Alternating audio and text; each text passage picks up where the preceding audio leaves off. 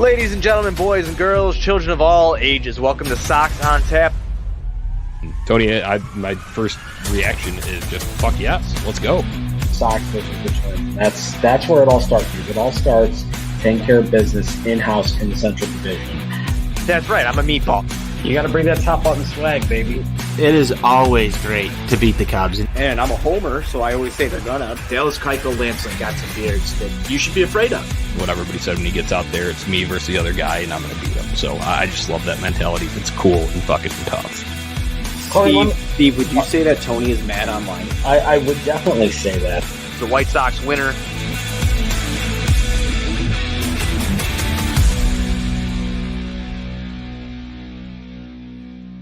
Well, that was ugly, UGLY. Welcome into Sox on Tap. I am Jonnie Nani, joined tonight on this fine Friday night by my co-host, Tony Marchese. White Sox get blown out, 13-3 series opener in Houston. Tony, it feels bad, man. Make me sick. Makes you sick? Yeah. Could you tell? Yeah, I could tell. Could you tell? I could tell it makes you sick. Make me sick at Nani. Johnny, are you actually going to change the whole Twitter to make me sick at Nani, Johnny? You should. I should. I did give the White Sox a little reply. You know, they tweet the final score graphic. I did. Phil Leotardo's in the mentions there telling them that they make me sick. So that's where we're at right now. That's how I feel. Tony, just initial reaction. I know you said fucking embarrassing. It's another good one from a show that I love. Letterkenny there. I thought that was a good tweet. Is that where you're at? I would assume. Yeah, I mean, at this point, Johnny, I just want somebody to fucking throw something in the locker room, because you have a nice series against Detroit. Show up in this one. I think you were manning the Sox on Tap account this morning. You look at national broadcasts. I think you quote tweeted and said, "Don't fuck this up." Well, you went and fucked it up. Granted, it's not. It's one game. There's one still game, one. There's one half game. of it, but it's a bad start, a bad taste. It's a bad start. It's not a set the tone type start. Right. It's whatever the not a set the tone. Whatever the opposite. I don't know if we found the antithesis to set the tone. But I know that's so White Sox. Something. Yeah.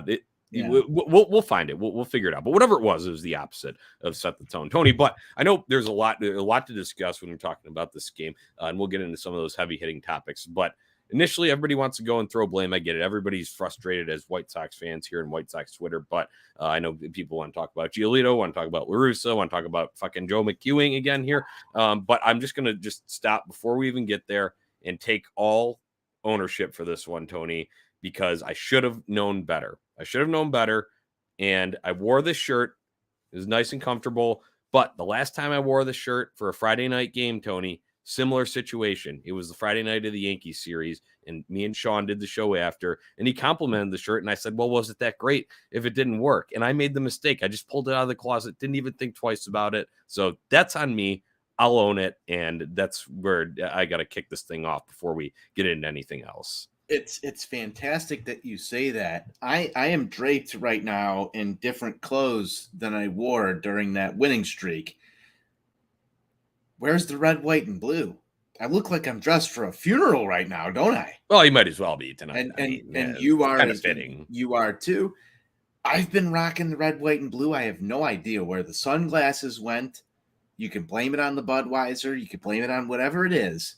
But this is fantastic. We're talking about things. It's only crazy if it doesn't work, Johnny, right? It's only crazy if it doesn't work.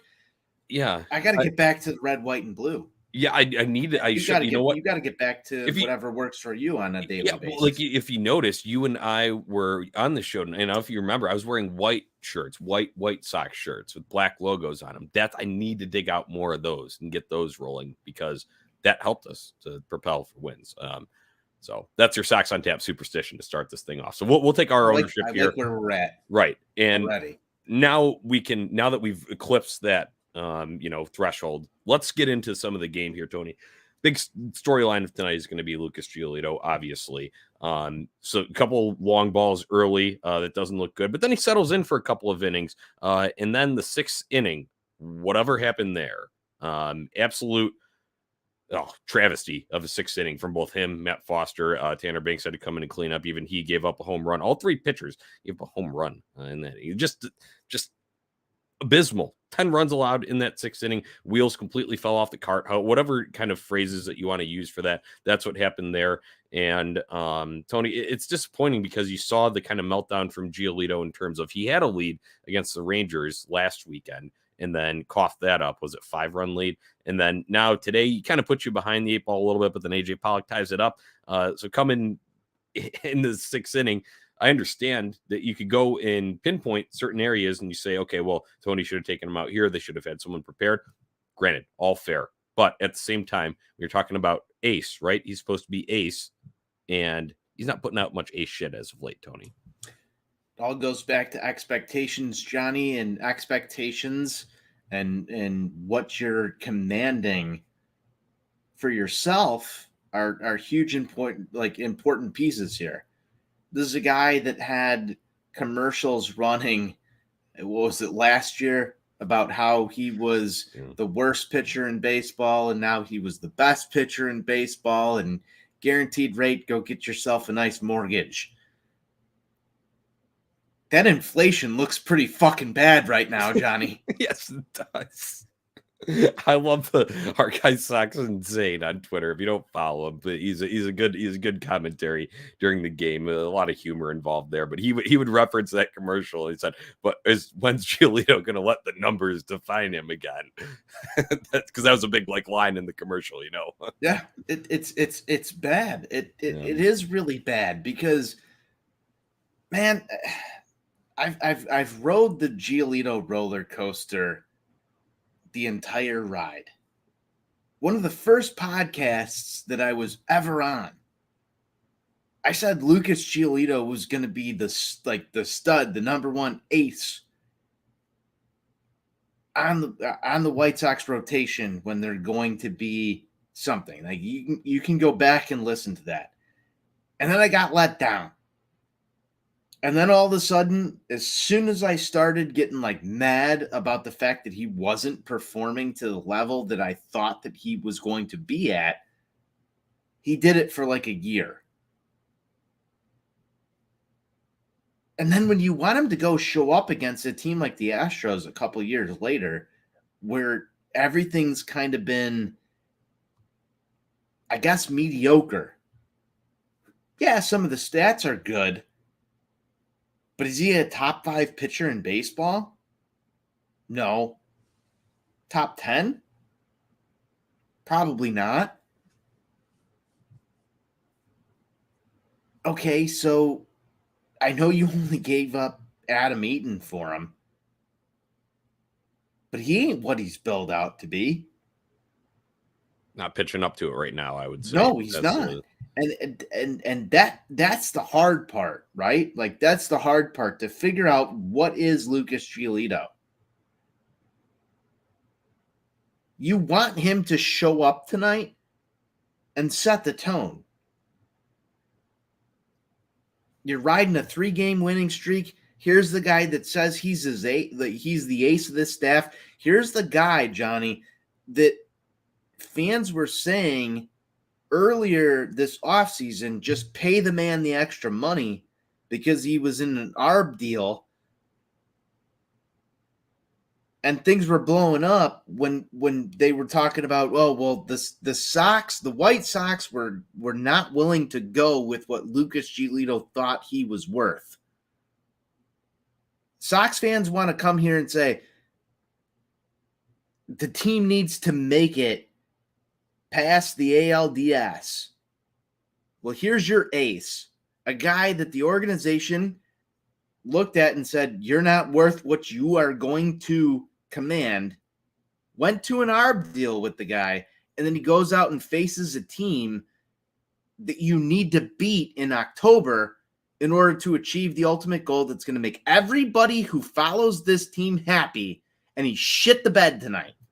Yeah, and you use the word. Those are the facts. You use the word ace there. A lot of people use the word ace, and there was a time. There was a time where that was, but I think it's high time that we, because this thing can be fluid, right? This can bounce back and forth. But as we're talking right now here, Friday, June 17th, 2022, Michael Kopech and Dylan Cease are vying for your ace spots until we get Lance Lynn back full go and see what he's about. Obviously, last year, he was kind of your guy. He was your number one, right? He got the ball first in the playoffs. He was the third overall Cy Young voting. Okay, that's your ace right there. That was defined. Now we're kind of in a state of flux here because Dylan Cease started out Cy Young looking, and then he had a few bumps in the road there, but overall the stuff is still nasty there.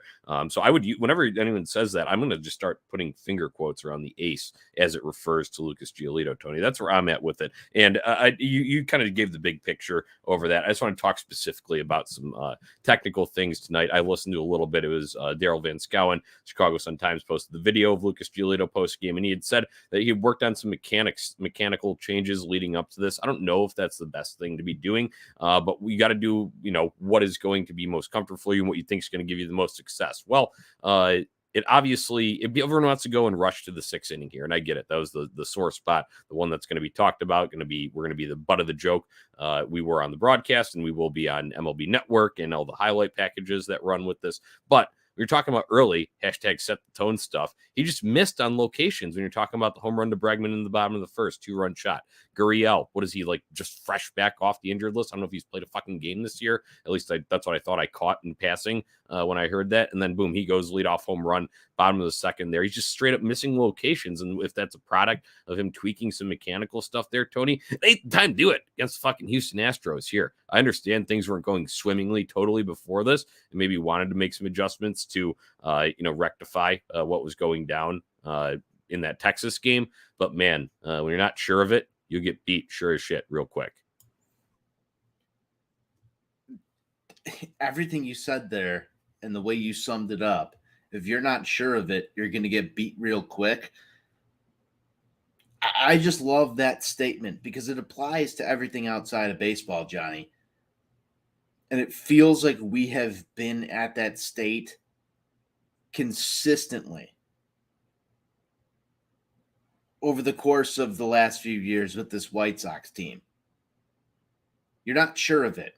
Go look at the send of Leury Garcia. I'm not going to slander it. What do you mean you're going to slander it? Listen, we should pile on Super Joe here. That was terrible. Okay. That's awful. That was awful.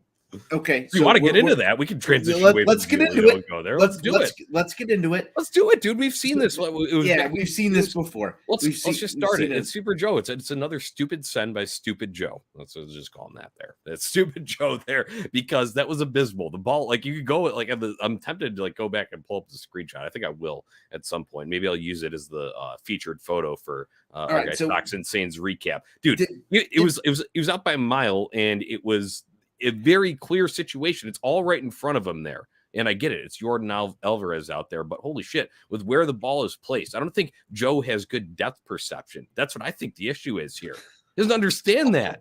He doesn't understand like how like far it physically is from like point A to point B where it's got to be. Like even with a guy that's a little bit quick and shifty like Leury Garcia, man, it's one thing if it's bang bang and it's right there and it was a perfect throw that nails him. Okay, Joe, all right, you're being aggressive. I understand it. But man, we've seen multiple occasions now. Everyone remembers vividly the one back in Cleveland. That's when that started, that whole kind of bad stretch of baseball there early on in the season.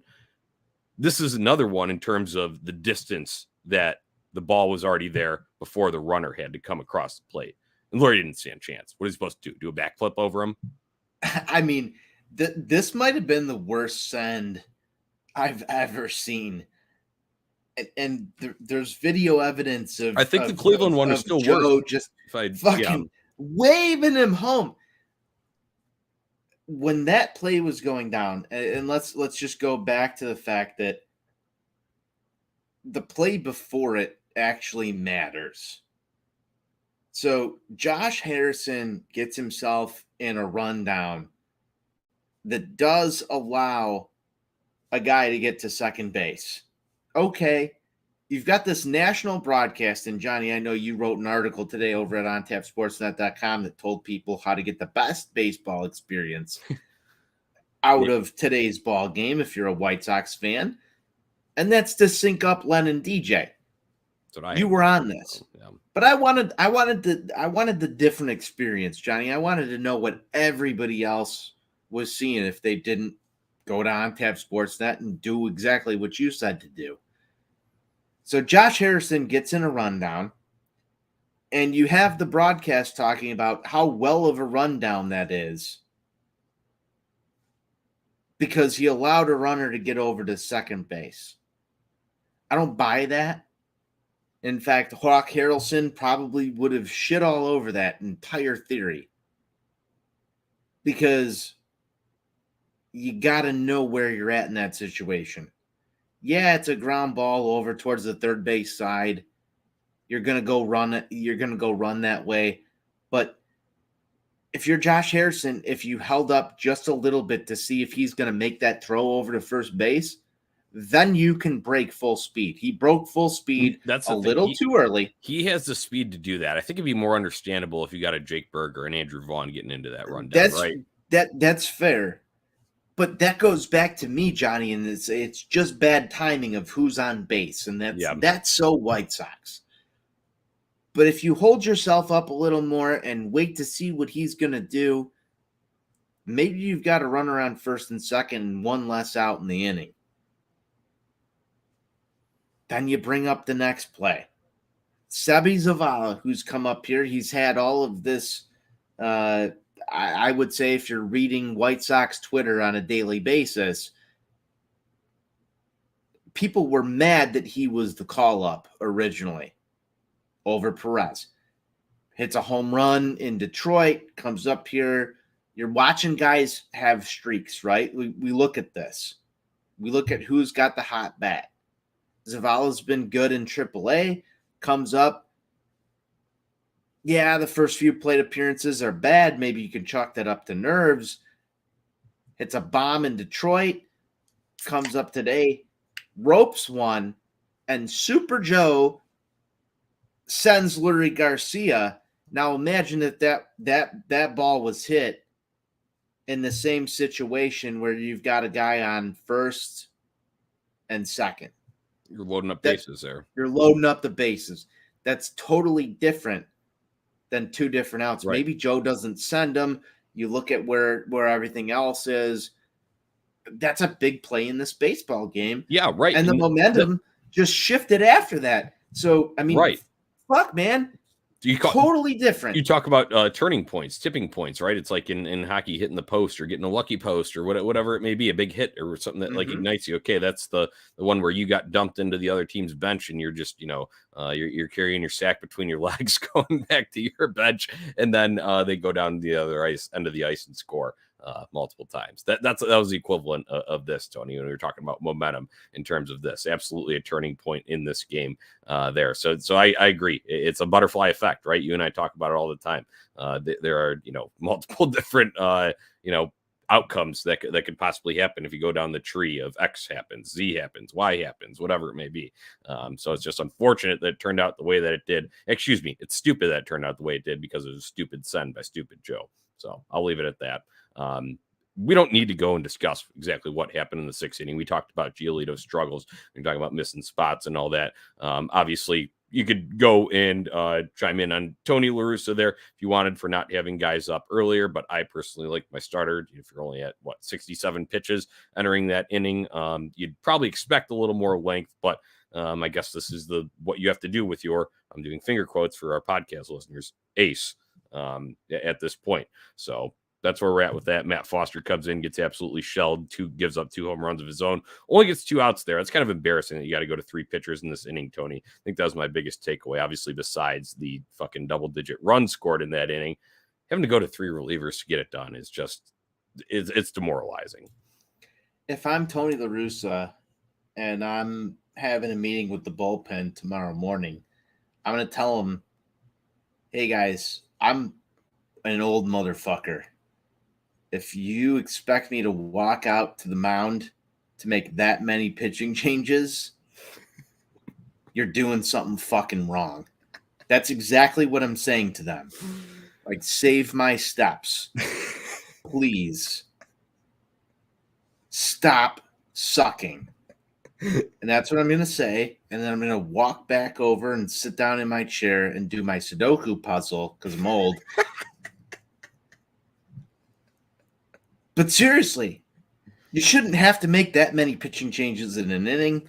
All I've got to say about it. Yeah, it's the perfect response. I don't understand it at this point in time. I want to just bullpen drives me nuts. Yeah, make you sick, make me sick. Yeah, they have. I will say this isn't an excuse, but they have been taxed. So you do have to understand that innings add up here, and obviously we had issues with. You're talking about the Kopech injury that kind of set things in a funk. Couple extra inning games last weekend, and then the injuries on top of it with Liam Hendricks out, Kyle Crick now out when he had some okay outings, at least somewhat serviceable if you're in a low leverage situation. So there's factors that go into it, but I agree. Overall, you just got to execute better. And I think Lucas Giolito, I will say one thing about Lucas Giolito before, just going back here, talking pitchers overall, he did own it a little bit and say that it was on his execution. It wasn't I was tired or fatigued, because he said that one before, right? We've heard that line. It was on it, and he had no excuse to go there. So at least I will say, as a man, I'm glad you owned it, just like I owned for the shirt. It's all started with me, so I gotta tip my cap to him, at least in that regard, in owning your mistakes. So I'll leave the pitching at that. Tony, overall, the vibe of this game, what made me sick the most, gave me flashbacks to last year's ALDS. Multiple of those games. You go to game 1, you go to game 4. The absolute blowouts where it just gets out of hand in like a span of a couple innings and you just feel demoralized the whole rest of it. And it's like, why am I even watching? That's where I was at. Why are you watching, Johnny? Because you're a White Sox fan, and this is fun for you somehow. You're born into this shit. You're born into it. There's no leaving. Just so you know, everybody, we can all be like as upset as we want here and go and rant and rave and all that, and we should, because it is embarrassing when you see stuff like this. But let's kid ourselves and let's not kid ourselves and say we're going to go and find a different hobby or a different team, God forbid, because that'd be the worst thing you could do. This is why we need an alcohol sponsor, right? Yeah, specifically for you and I.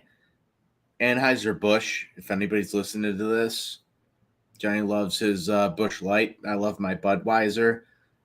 This is why we drink, is because the Sox do it to us.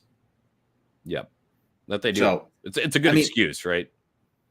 What's the gif from that movie that you made on the Sox on Tap account where it's like, you're going to need this? Oh, from Animal House. My advice to Animal House. There it is. My advice to you is to start drinking heavily. Yes. That's one of these nights. Yeah. That's a good one there. We're all on the movie references. I mean, it is Friday night. So, Tony, not a whole lot rest from this game. We're about to move into game 2. We just, not that leaves your memory easily, but we're going to have to flush it and move on. But I will say one last thing. If there was one positive, there's a couple more things. There was one positive, it was AJ Pollock staying hot. That guy is hot right now. And I won Pick the Click. So I'll take that, own it. I'll run with the flag a little bit. You got to take your wins where you can get them here, right? Find your little pleasures along the way. So I'll take AJ Pollock hitting a 3-run home run. I'm the only one that gets a point for Pick to Click tonight. Other than that, Tony, we forgot. We kind of glossed over it in the heat of discussing some of the performances and themes of this game. But Yohan Moncada goes down. Of course, just a hamstring again. It feels like he's had this multiple times, because he has. Okay, it's been an issue, stuff like that, or leg soreness or whatever it may be.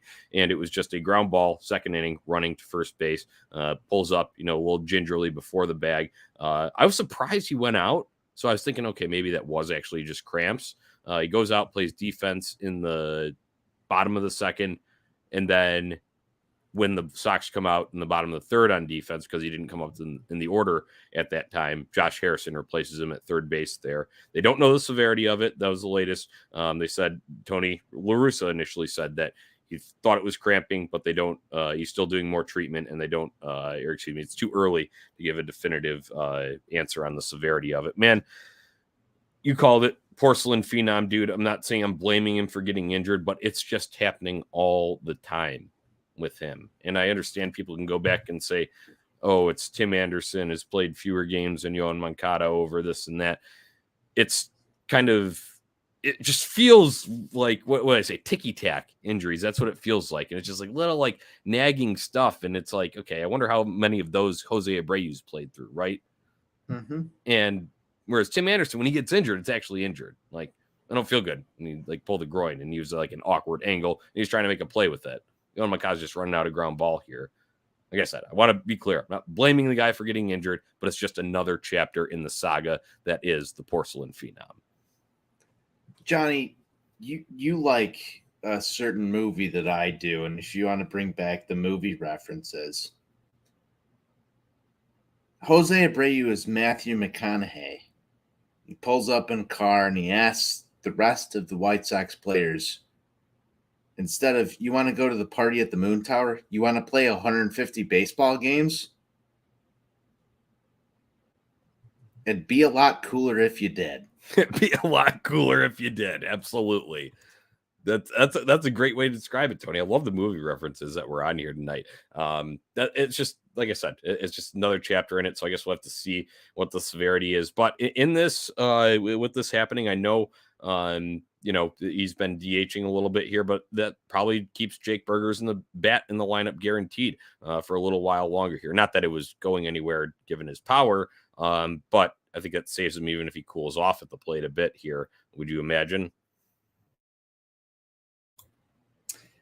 I mean, this is going to get really interesting. Timmy's coming back on Monday. So he's going to be shortstop, batting first in a lineup where AJ Pollock has literally fucking raked at the one spot. I know you've referenced the Molly Knight tweet a couple of times on the show and even on Twitter where you said he's going to be streaky. He's been streaky in the one spot, and that's why we talked about it the other night. Where do we go with this when Timmy comes back?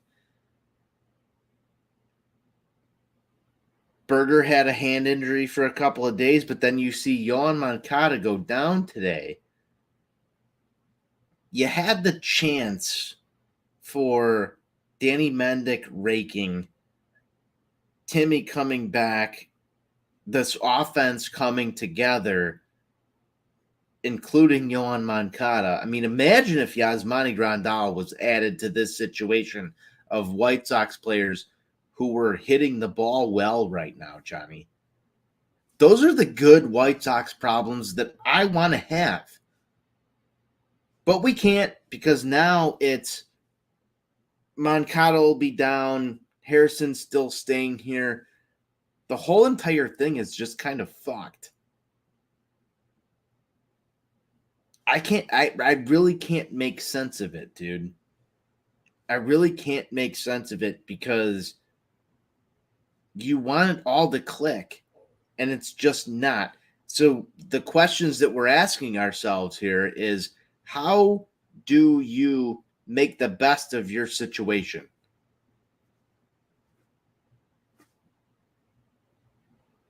I don't know.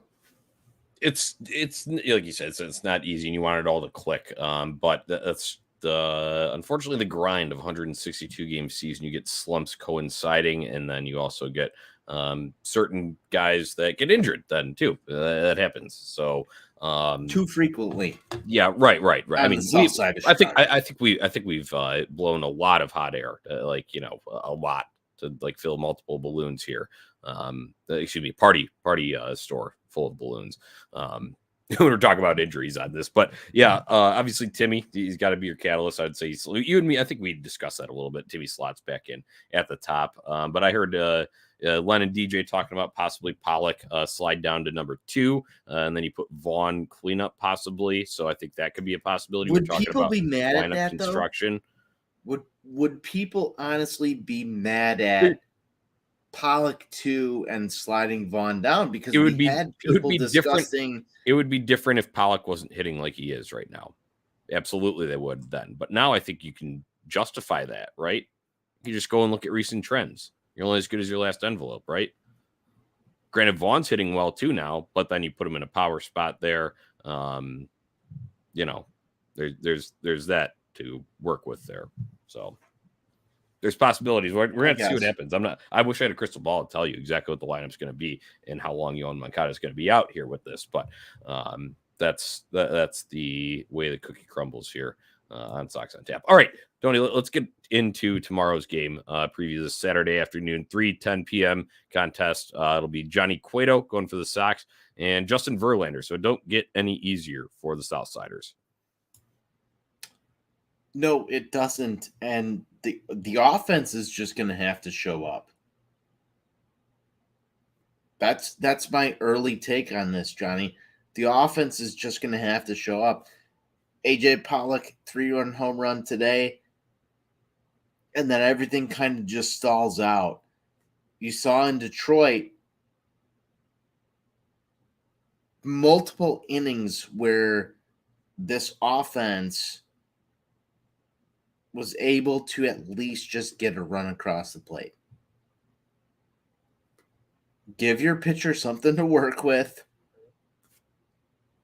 That shit matters. Like, I really don't know how else to say it, dude.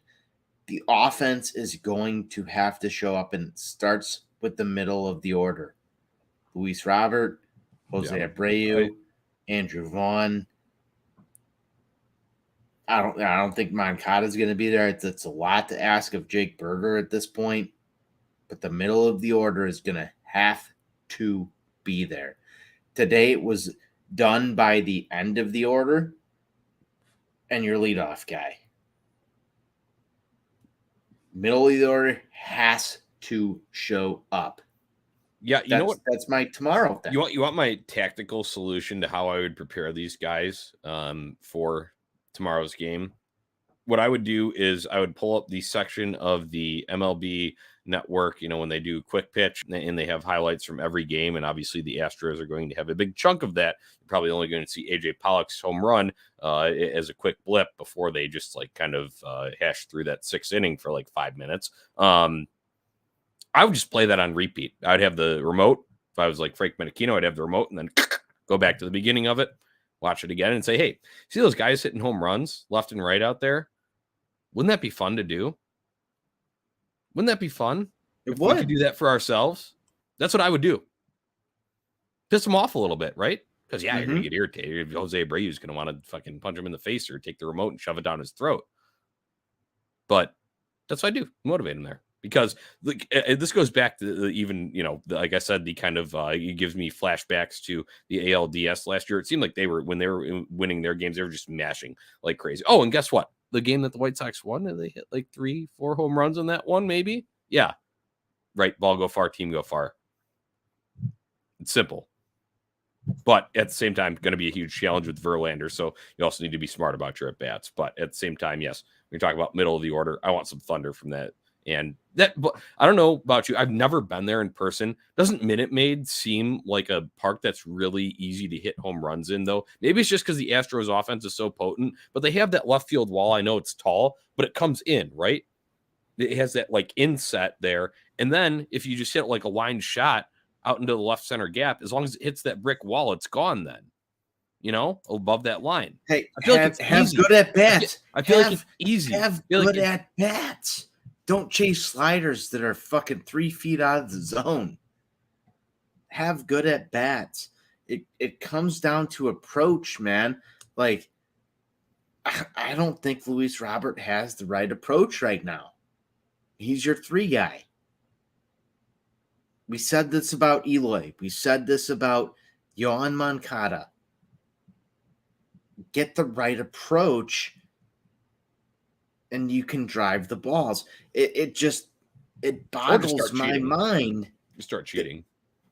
Or you start cheating like the Houston Astros, and then things will happen. I don't know, man. It just sucks watching this against this specific team. I don't know, dude. But it felt good to hit the Orbit Pinata in Lot B because we were frustrated with this exact team. Ooh. You know what happened was when we did that, the White Sox won 10-1 in that game. So maybe that's like an impromptu thing, like smaller scale one that we need to do. I'm talking about like anything to just get them juiced up. Maybe for the smelling salts, whatever it is. Yeah. I don't know, Johnny, but like I crave beating the Astros more than any other team. I crave to get on here and talk about the White Sox beating the Astros. It's such a struggle, right? And they're good. I tip my cap to them. They're a good team. They have been. They have a well-constructed roster. They have a bunch of guys that are opportunistic when they do get their chances up there, and they hit heavily. So, and you got consistency then with a guy like Brantley. So props to them on that regard. But when you see that, it makes you want to be able to perform like that.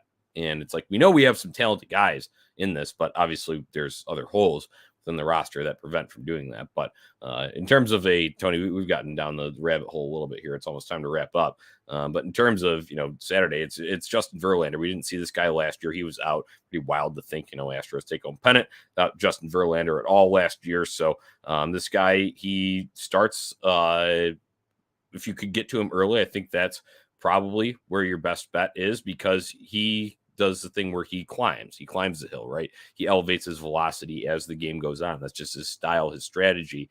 So I would try to get to that early, unless you really think you can smoke the 96, 97. Try and jump on them early, like the Astros were able to do to us tonight. So that'd be my tactical stuff. Let's get pick the click, final thought, and then let's get the hell out of here. It's Friday night. Pick to click, Danny Mendick tomorrow, because you're gonna I'm just looking at the stats here. I'm looking at who's getting the job done, bottom of the order. I should be going with the guy like Jose Abreu, but I'm gonna go Danny Mendick because I want to take a shot at the middle of the order. He'll get the job done tomorrow. All right, I got AV Club. AV Club meets in Houston Thursday, 3:10. Let's go, Andrew Vaughn. Final thought. That was fucking embarrassing. You don't want to watch that shit. You got to be better tomorrow. Yeah. That's it. No, mine make me sick. I'd watch those highlights, like I said, and see how they hit home runs, and go ahead and do that yourself. That'd be my motivation for it. And hopefully Johnny Cueto can throw him off a little bit timing wise. So that'd be my other thing. Screw with them as much as possible, because they're a good lineup. So that's all I've got. Listeners, thank you for tuning in. We appreciate all the comments that we got flowing in here. We got some Astros fans in the comments too. You know what? That's all right. I could have put you in timeout, but I didn't. We appreciate you guys all being in here, staying with us late on a Friday night. So make sure you subscribe to OnTap Sportsnet on YouTube so you can join in on that conversation as well. We'll be back on Sunday evening. No show on Saturday night. Different things to attend to, but we'll be back Sunday evening. Wrap up after Sunday night baseball. Make sure follow OnTap Sportsnet and Sox on Tap on social media, and visit ontapsportsnet.com for all your Chicago sports literature and podcasting needs. White Sox updates galore there. Tony, it's tough to say after it, but you're born into this shit. There's no getting out until you go to the grave. White Sox forever. White Sox forever, man.